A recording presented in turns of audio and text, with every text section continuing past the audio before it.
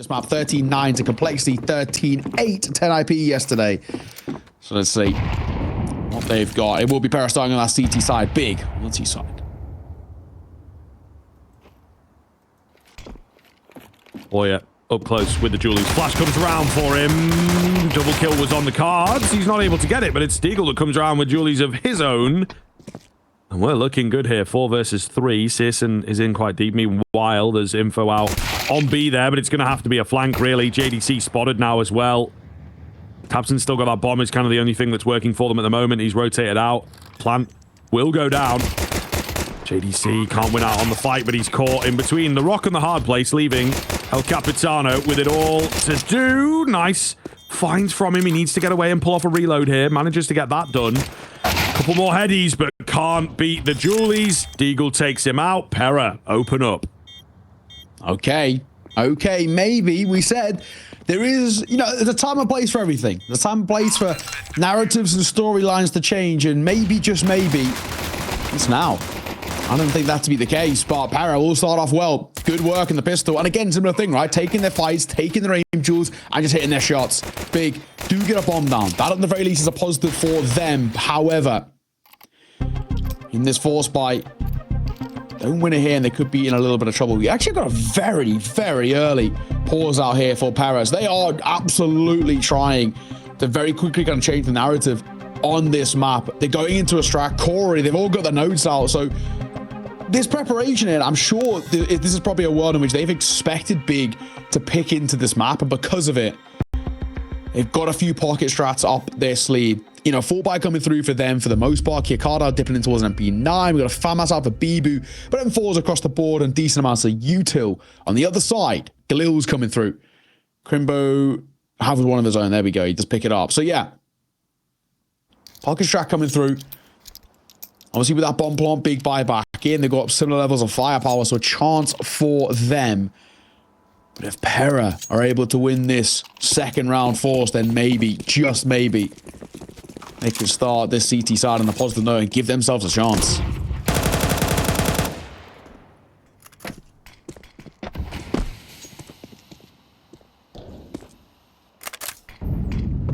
Aaron on the jump spot. Smoke coming in from the T side here.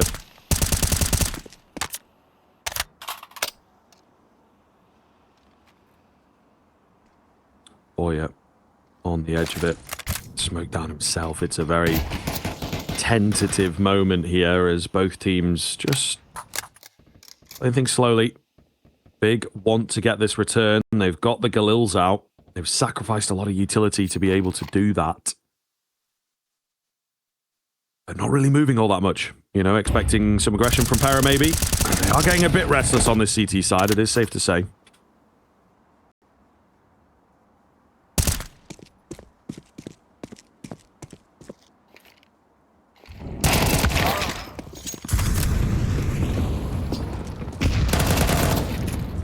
Moving up quite aggressively here. Quick 3-piece comes round. Only 2 remaining for PERA all of a sudden, and Big have overwhelmed the A bomb site. No effort required. No utility required.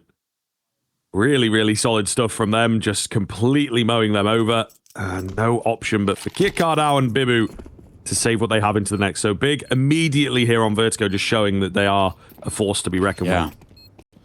Not too sure what the con was there for Deagle. He's crossing the site, but it's so treacherous. I don't know whether, he gets called over to support over towards short, but doesn't realize how far up ramp they are. I don't know. It's a little bit weird to me. I'm not too sure what just happened, but Big, good round. All the prep and, the tac pause and the rest that they went for. I mean, man, it's already basically out the window. Caught off guard. And this goes back to something I was talking about coming in towards this map, where the reasons why PERA are actually quite weak on this map, they just don't understand timings. And that's the prime. That kill there by Process, that first one, is the exact example. Timings and rotations actually less than down. We know these guys can hit shots. We know they're actually pretty crisp. But it's actually the understanding of, if a team slows things down, how are they going to find their way back in towards these rounds? And of course, what's their timing going to be if they look towards round? What's their timing going to be if they rotate back towards B stairs? That's what's lets PERA down, because they're always getting caught off guard. Decent nade onto Process, to be fair. Stacked up and ready for an A hit, meanwhile, on the PERA side of things. Flash goes in. Nobody there at gap. So information going to be gathered. Molly comes round. Process will push forward. Still, though, it's scary round this corner, you know. Oh, Process ready for them to come his way. Looking for the fight. And they'll reveal themselves again. Big just waiting for an overstep. Process been playing around that angle, but does get it wrong eventually. Poya to take him. No recovery of the rifle. Tabson needs both it. Our trades will come in. It's all a burst forwards. It's looking good. Bibu was the B player, so not much that he can do from over here. I don't know. He'll give it a go on the 1v2, but not going to be easy. I suppose the bomb's not gone down. That's kind of the big thing. If the bomb had gone down, I'd say, look, just save your FAMAS, but not fallen just yet. He's completely unaware of what's going on. And will come in. Nothing he can do to stop that. Still going for it. Still moving in. Slowly, albeit, but trying to close this gap. Isolate a fight. Gets the first. Where's the second man? Does not know. In behind the sandbags with a plant like that. It's possible. However, he was banking on that not being the case. Krimbo gets the better of him because of it. Krimbo in a clutch, right? It's Taylor's oldest time, man. This guy always steps up, always makes it work. It's never in doubt, is it? Krimbo, so reliable, but good effort by Bibu. You bring it down to the 1v1 there. Clearing that close left, just on the other side of the smoke. Carnage, a little bit of chaos, and PERA makes something, you know, work in terms of individuals out of the force buy, but it's not enough. It's big. Taking a lead, 2-1, and of course, economy being broken for the CT side. So expectations that Big should take a 2-round lead here. Molotov, go over. So forced him into the fight to short, and it could be the MAC-10 mow down. Process gonna get himself 3, make that 4. May as well give him the A side. Just Kia Cardo is all that's left. He's over towards B, and he's all alone. Yep, an easy finish there in the end. Big picking up steam here. 3 in a row for them. Obviously, the economy for the CT side has been all over the place since losing that force buy. It is how things go, but looking good immediately for me. Just a fresh slate is exactly what they needed. I think Anubis got off to the wrong start, and they were never really able to get their heads back into it. This is what they were banking on. The Vertigo, they're comfortable here. PERA are not. That gives them a great deal of solace, I think, knowing that straight into the map, you don't even have to really display very much. You're just going to be the better team. You're going to have more control. That feels to be the case in your head. Whereas the PERA Anubis, they weren't really sure what to expect. What's their approach? You know, how do we deal with it? And unfortunately, they just got beat by quite a fresh game, quite an original game from PERA. Yeah, you're right, man. Get your card out. What idea? Oh, it doesn't swing around enough. He's surely going to get caught here. He just about dips away in time.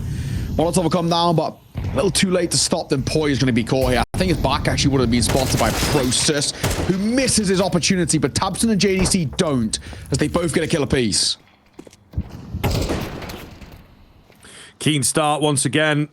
Looking very, very good for Big. Oh, the nade. I figured it would do more damage, but not really all that much to Aaron. However, the B bomb site has fallen. I think with this bomb plant going down, PERA will save. Not really much that they can do here. Aaron is quite far forward, trying to see if he can find a kill, even the odds, but not the case. So, yeah, slow back away. Round will go the way of Big. I don't think they're too interested in hunting just yet. Their cash still building, but at the end of the day, it's a 4th in a row, and the T side off to a flying start. Yeah, Big. Making this look clean, man. I mean, like we said, this is just, unfortunately, the story of PERA right now. You hate to say it, but it's just not a great map for them. It does show another instance there, right, where Kia Cardo's playing in through mid, and he doesn't even realize that they could have creeped past him in that timing.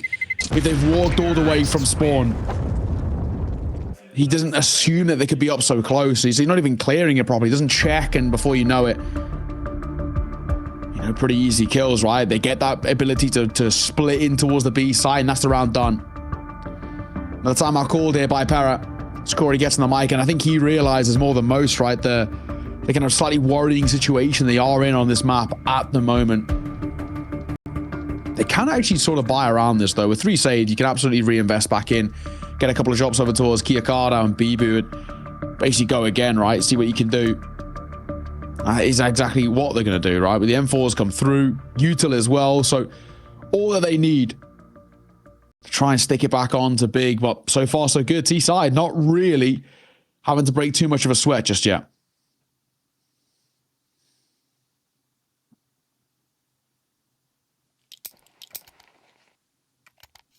Let's see then. What have they got? Is there anything in the locker here? Anything in that back pocket? We talked about a little bit of time in between games. If there's a map that you want to prepare for, maybe it's this one, or maybe they put all their chips into Anubis. Certainly look that way. What's the game plan? Bit of a forward-facing round as Aaron is set up and ready to go. Double nade on the corner is a nice idea, to be fair, but no one there.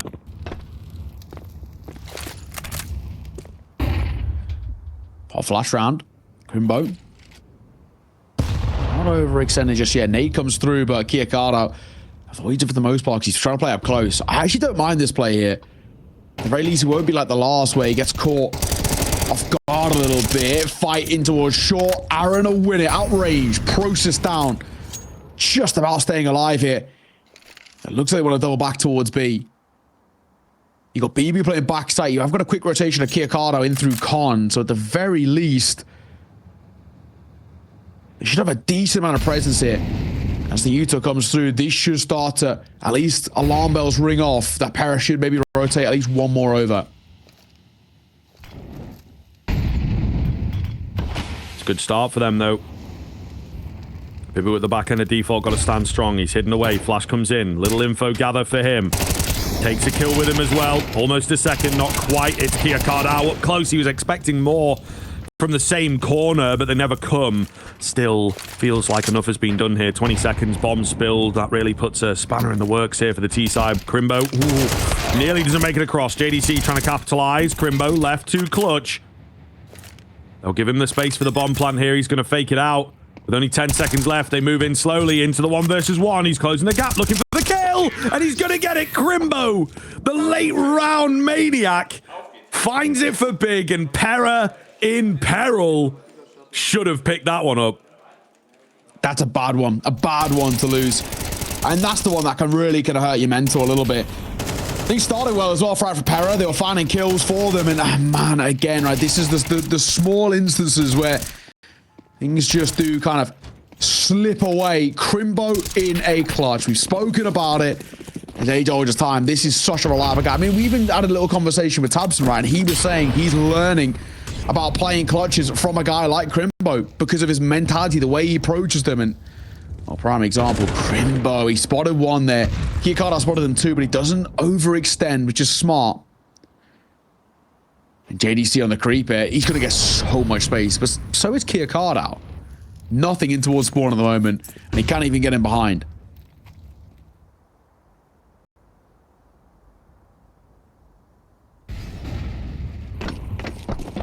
B-bomb site completely ripe for the taking then. We'll see. A lot of it does hinge on this play from behind, but as you said, not confident to go for it.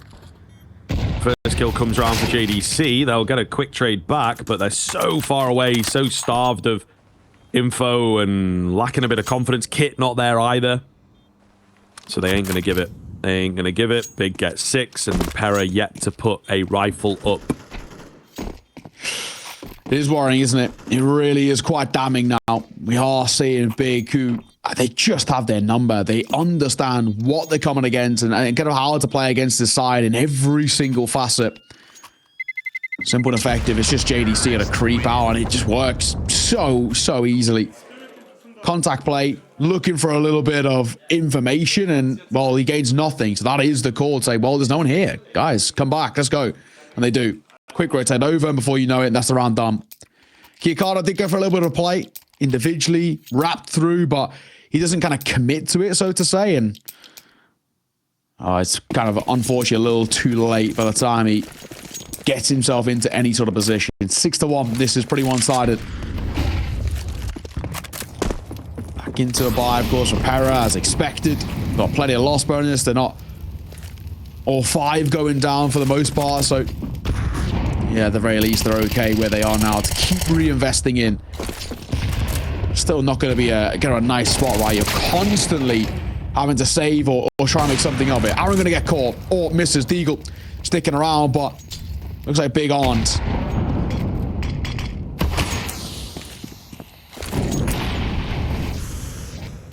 Just backing off a little bit, licking their wounds, but still got good control over at ramp. There's the big kill. JDC gets the headshot. And that makes all the difference, of course. Process a little deep in and actually does manage to get the better of one before going down. I thought he'd be a goner instantly there with that angle, but not the case. He gets the catch. Ibu, aggressive. Love it. Great move from him. Fantastic timing to get in there. The AWP. This is the shot. DGL left low. Bibu's position known and easily dealt with by Tabson. DGL 1 HP. Why, he's still here. He gives them the kill and the round, of course, falls with it big, giving PERA a taste of their own medicine here. Yeah, just absolutely taking it to them, not pulling any punches. It's so simple, isn't it? So simple. They backed themselves in the fights. They know it's going to work out, and time again, there's only one team in this conversation. It's exactly what we saw, you know, in vice versa on map number 1, but my God, this is, this one feels a lot more damning. At least there was moments where Big could have made something of it, but, you know, maybe just didn't. This, at the very least, is just an absolute one-sided story. Another pause called it. Another opportunity for Corey getting on the mic, but yeah, there's nothing. Aaron getting quite vocal towards Poya there, hoping to really activate him. I mean, he would be the one who can potentially make a big difference. Oh yeah, unfortunately, it's just been anything but. We have not seen this side show up to play. We've not seen them really being able to bring anything to the table here thus far. And already 6 rounds down, it's starting to even enter into the fray of too little too late on this map. Oh my God, JDC. He just knows his lineups. Mental. Yeah, much more confident, aren't they, on this map for sure? And it just shows way cleaner. Great flash over. Kia Cardal, nothing he can do. It's another save situation, realistically, for PERA. It's frustrating to have to back off so often, but they're just not giving us any kind of a defense, really. And it's across the board. Everybody's negative. Nobody's even close to being neutral. Maybe Aaron, I suppose you could argue, but yeah, it just really is not happening. Meanwhile, on the flip side, you've got one guy that's negative, and it's the AWPer on the T side, you know, so you can give him fair enough, a little bit of a leeway on that. Yeah, only 2 saving now as well. That's going to affect the buy moving into the next round. Yeesh. Spiraling for PERA, really. Yeah, and actually, you know, spiraling at an absolute rapid pace too. Oof, it's been tough. Seriously been tough to watch, man. This is not good. Yeah, nice and simple. And, you know, we can give some credit. You know, AWPing on Vertigo is hard no matter the side you're on. It's generally the map in which AWPers, at least at the pro level, tend to really dislike playing. You don't actually get a hell of a lot of room. There's very few who make it look easy, and of course, the only one that really comes to mind is Manesi, and, you know, different story. That guy is a different breed of player.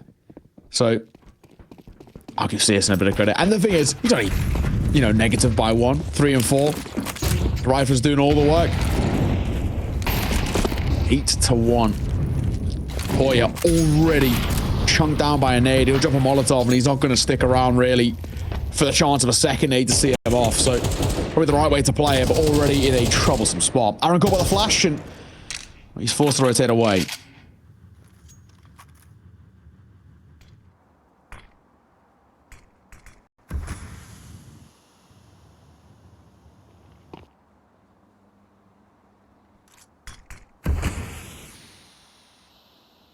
Process. Slow contact in. A little bit faster of a move than usual. The boost up from Aaron is effective. So here we go. A man advantage for PERA. Can they work with it? Whoa, the molly nearly takes out Poya, but he's able to drop back. DGL getting boosted up again. This time it does not find success. However, on the corner, is it above the smoke, around the smoke. They're not quite sure. The A1S really doing God's work there for Aaron. They couldn't track him down for the trade. They're going to move forwards, try and get aggressive for the fight. Is that necessarily the move? 3-on-3 now as the bomb goes down. They do have a kit available. Nade going to come. Oh, no. It's not going to come round. Poya, big kill from him. But we're still not done quite yet. JDC, who's looked so crisp, is again looking for these all-important headshots. Nearly all three. It's the AWP to finish it. And Krimbo, of course, to clutch it up. My God, this is just a massacre. This is so tough to watch. And, you know, I said at some point it's got to break. And at some point, you know, something has got to change for PERA on this map. It absolutely is not going to be today. This is dire. I mean, it's actually getting to the point where I'd say, lads, maybe even a time to change the veto a little bit, right? PERA came in towards this series and removed Inferno. I think they'd have a better chance in Inferno. I'm not even lying. I know it's a map in which they don't play, but honestly, Big don't really play it either. They've only played 2 officials on it the last few months. So I honestly would have liked them to have banned out Vertigo here and had the potential of playing in Inferno. And Big may not have even picked into it. They might have picked something else, but yeah, it feels like a real throwaway, doesn't it? Process for the first.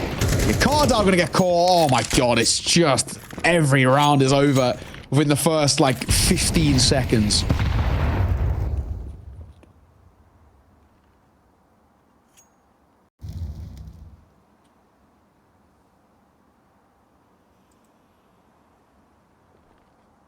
Aaron and Bibu. Yeah, I mean, what can you really do, to be honest? Even saving feels impossible. Looks like Bibu might get an opportunity around here. Tabson is chilling, waiting. And Bibu is savvy of this fact, surely. You know, 5v2, the likelihood of a lurker pretty high. Tabson's sense of timing quite good there, but low HP goes down. It reveals Bibu's location, which I think is the big thing. Process could have caught one there. Not going to be the case, though. Up he goes, and Mr. Bibu is about to walk into his crosshair. Yep, reveals himself before the gun makes it around the corner, before his head makes it around the corner, you know, a little wider than he was thinking. So Big, it really is just perfect Counter-Strike right now from them. It is. Simple and easy. I don't want to keep hold of that rifle. And that'll be the only sort of luxury that they're going to get out here. Process started things off really well for him. Super easy work. Krimbo finds one via mid. He's been absolutely all over the place through mid in such a positive way. Just, you know, PERA have no answer for him. And at 10-1. That. I mean, I think, you know, it's one of those things. PERA themselves will absolutely admit, looking at this, be like, this isn't a great map for us. We absolutely need to work on it. We keep playing it in officials, but we don't really know what we're doing that much. And like I was saying earlier, I would have actually liked them to have gone to an Inferno, at least tried it. At least with an Inferno, you know, the AWP can get a little bit more active. You know, Poya can probably step up. It's all maps they would, you know, it's a map they would have played a hell of a lot in like FPL and their Facer Pugs and all the rest. So maybe a chance. Maybe a chance here. As JDC the first to be caught. An opening kill for PERA. Maybe a sign of things to come. Hey, we'll see, man. Give me the one round. You know, they looked a little better is the silver lining I'll give them. They looked a bit better on the T side yesterday against NIP just because they were able to decide where the fights went down. But yeah, still wasn't the best game. Still wasn't like, oh, wow, this is a real comeback. So evened up very quickly, however, by Sis, and we got a double up set up on the T side. That's how confident Big are feeling here, folks. And to be fair, if Krimbo went up, Kia card out, not ready for this fight. Yep. Well, what can I say? What can I say? When I'm right, I'm right. 4 versus 3. Looking good here for Big once again. Oh, rough timing, but there's plenty of players around to make sure Deagle can't get anything done. A few chunks taken out here, but no one on B to capitalize. Bomb will go down. Post plant secured. Plenty of util to make that happen. They are coming in from behind, but I think Big will be prepared here. Bibu still gets the better of Tabson, however. Who's coming through? Krimbo, right idea. He's looking a little over to the left, though, so he might be caught. Oh, my God. Never catching Krimbo off guard. Last man of PERA to try and save a little bit of face here. What has been a lightning fast half of Counter-Strike. PERA will get one. Running out of time, though. As PERA needs to try and find these last two. I think he understands that Krimbo's up close. He might even just be creeping in behind. Back spotted. But his opportunity missed and he will be seen off. 11-1. A massacre here. 51 floors up of Vertigo as Big make this look so easy in this first half. And it might even just be more of the same in the second. But we'll have to find out after the break.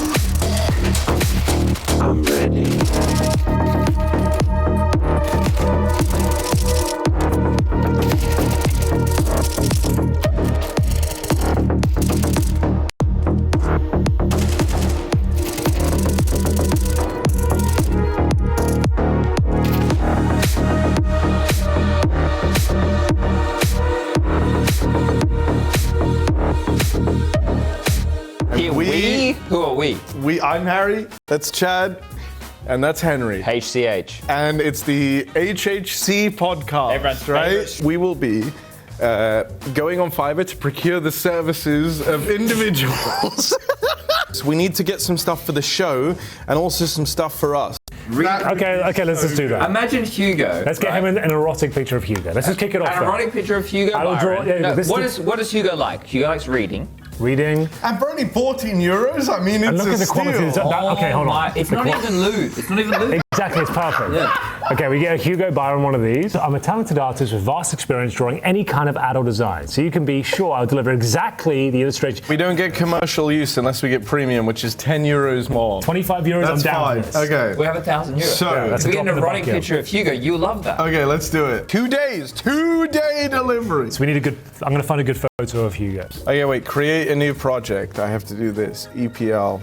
I'd like Hugo to have a six-pack in it. Harry, you ever thought about Hugo shirtless? I've seen him shirtless. So- I've seen him in just boxes. That's good. That's good. That's good. Shirtless. I want him in. Oh, wait, I want hang him on. in trainers. Let me give a bit of fucking what keyboard is this? Okay. What's a laptop? This is our friend Hugo. Don't put his second name. Bachelor party. Yeah, let's say that. That's a more colloquial term. I think that's good. And we were hoping to get some posters printed. We want him shirtless. Can we have him in trainers as well? Because Hugo likes to run. I think sorry, I don't know who's drawing Yeah, it. it's, Order from Jose. Should we say a monster can-sized bulge? and smoke. She should be smoking a cigar, What about a crown? ideally. A crown? Or is that too far? Additionally, he Like a tattoo. should have a A script. tattoo on Okay, the double T. collarbone. Everything else Is up to your imagination. is up to your imagination. And Harry and Henry. Yeah. That's a strong first piece.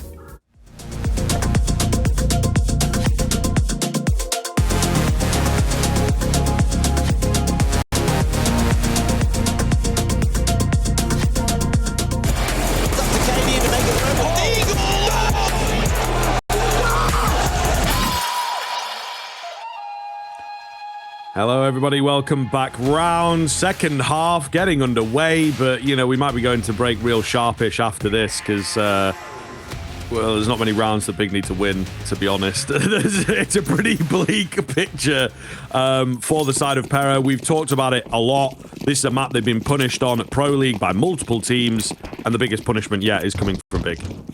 Yeah, this is, yes, dire, right? There's no two ways about it. You know, there's being bad at a map, and then there's what we're seeing right now. This is rough. Really is. BB, though, will find the first. Does he get caught? Yes, he will. And the Sandbags player sticking around for the fight. Arceus looking for more, and he's getting mighty close, but it's actually Tabson who comes to clean up. Oh, hold on to one man. Deagle, what have you got for us? Anything? No, is the answer. That's 12-1. Yeah, that's map point already. We said we might be going to break sharpish. We weren't kidding. Yeah. I mean, there's not much we can add, man. The game speaks for itself. I mean, you don't need me to tell you. You don't need Neo to tell you. PERA, it's difficult. You made a little bit of a point in the break there, and I think a little bit in the game as well, but we talked about it a bit more. Maybe just change things up veto-wise, or indeed take these games and learn from them. I think that PERA are a team sort of need the stakes behind them to perform well, you know what I mean? There's some online games where they're not too fussed, and sometimes you can get caught in this trap as well online where it's like, okay, we got our map pick, we're confident in that. Second map, it's Vertigo, whatever, man, you know, we'll win it on the third. And that's not really a mentality for good practice. That's not really a mentality that you can have coming into a tournament where you are underdogs, because you are just going to get abused. And how do you deal with this now, you know? It really could just change things up onto that third map with the way that Big are playing here. I think that they will have refound themselves, and Ancient is a decent map for them as well. So, yeah, not looking good here for PERA. They all fall easily mowed over, 13-1. Not quite the 13-0, so it isn't full embarrassment, but you can see Big smiles all round. They're like, all right, Anubis was a bit of a catch, but we got these guys. Don't worry about it. We know what's up. Ancient up next. Really solid stuff, of course, coming round.